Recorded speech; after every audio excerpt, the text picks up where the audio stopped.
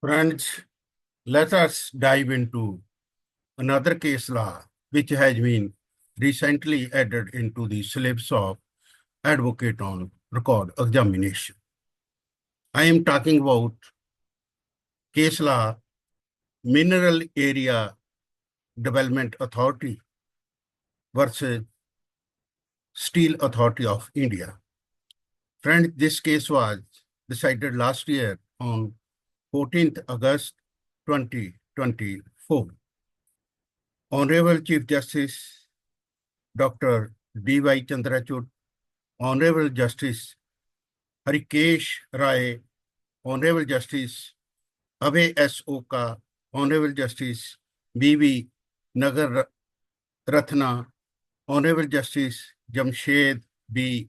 Pardiwala, Honorable Justice Manoj Mishra, Honorable Justice Ujjwal Bhuven, Honorable Justice Satish Sharma, and Honorable Justice A.G.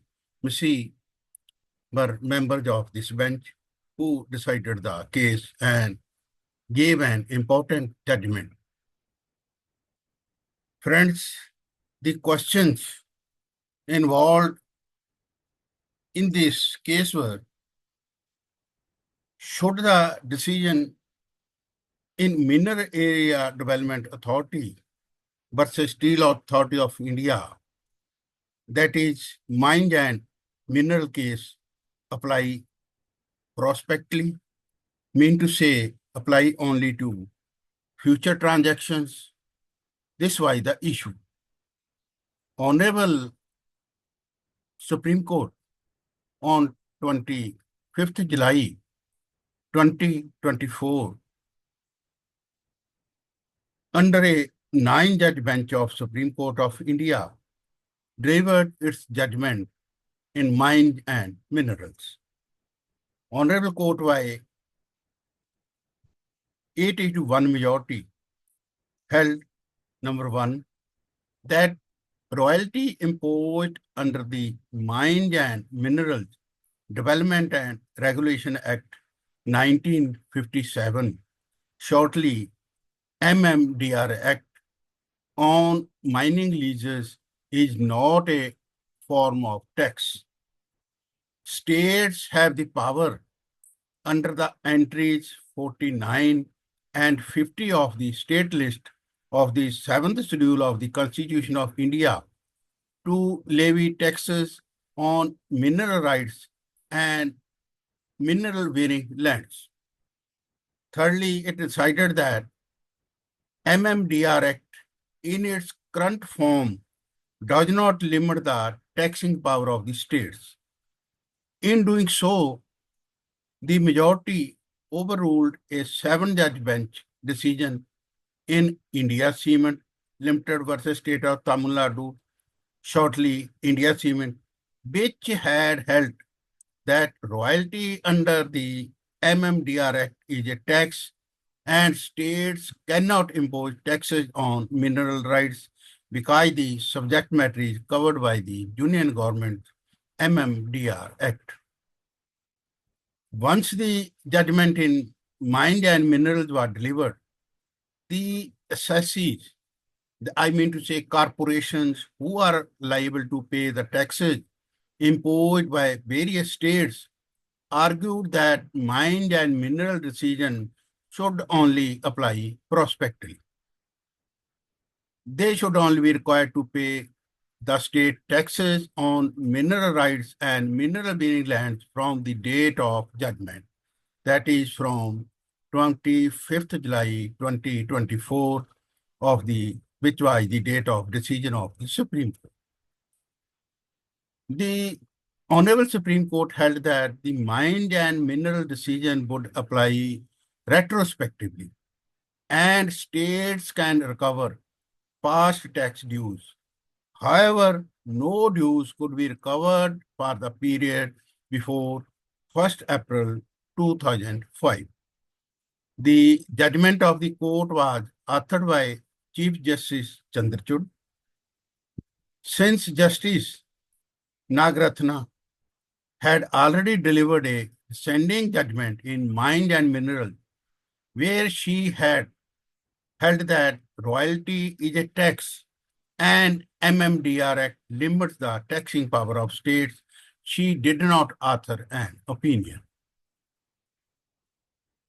Now, friends, let us dive into reasons for the decision. Honorable Supreme Court observed that the doctrine of prospective overruling, when a declaration of law by the Supreme Court is made applicable on and from the date of judgment, has been previously recognized and applied by the Supreme Court. The court has relied on prospective overruling, where the Supreme Court's new declaration of law by overruling a judgment results in an invalidation of the legislation that would have been valid under the old declaration law, that is, under the overruled judgment. This is done primarily to protect the rights and obligations that have crystallized under the old declaration of law.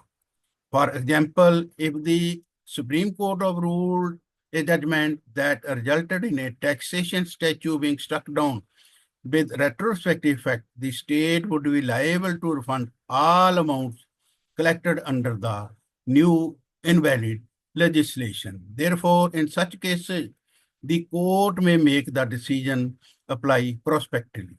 However, where the court upholds taxation statutes, as in the case of mines and minerals, the court does not make such a decision apply prospectively. The Supreme Court observed that prior to mines and minerals, there had been legal uncertainty due to conflicting in India Cement and state of West Bengal and Kesoram industry. I mean to say shortly, Kesoram industry. The former India Cement's judgment had denied states power to tax mineral-bearing lands, while the later had upheld it. Therefore, if the mine and minerals were to be given a prospective application, then the validity of all state laws taxing mineral-bearing lands enacted prior to mine and minerals have to be tested. Further, the Supreme Court observed that prior to the decision in mine and mineral, the decision in India Cement had held that states do not have the right to tax mineral-bearing land. That if the mine and mineral decision was given prospective effect, the validity of state laws taxing mineral-bearing land would have to be tested against the law laid down in India Cement, and thus may invalidate it. This would result in laws enacted by elected legislators exercising the sovereign power of taxation being struck down based on a position of law that had since been overruled in mine and minerals. No recovery of tax dues prior to 1st April 2005.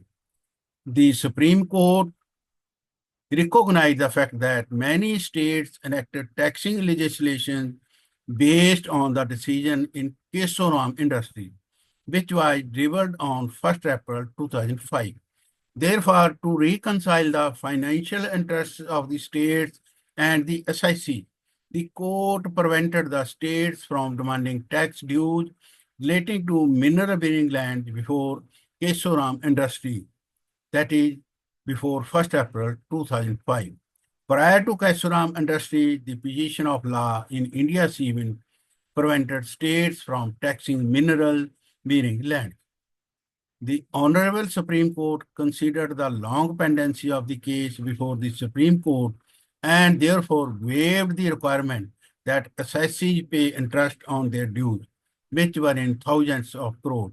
Prior to the date of judgment in mine and minerals, the court also ruled that payment of dues could be made in installments over a period of 12 years, starting from 1st April 2026. So this was all about this case. Thanks for watching. God bless you all. See you again.